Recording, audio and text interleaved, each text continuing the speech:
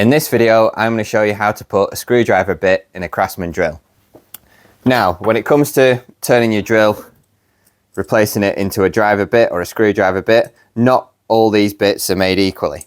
So I've had problems in the past getting cheap bits with no magnet. So as you can see, this is our cheaper bit and the screw just drops off it. We've tested these out and we found that these trend ones had the most powerful magnet, and they'll actually hold the screw on there so you can drive that in, and it makes it a lot easier when you do all your projects. And they've also got a quick little feature that means you can swap the bit quite easily. So in order to put a screwdriver bit in, you're going to need to get yourself one of these magnetic adapters, and we highly rate these. You can thank me later, it'll just make every project a million times easier. So we'll pop a link to those in the description, you won't be disappointed. So to insert it into your drill, you want to pop that in the end there, and again, as before, we do the opposite. Push that lever forwards, hold the chuck,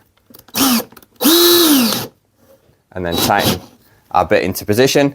And then to check that our screwdriver bit's in properly, we just blip the trigger, check it runs true.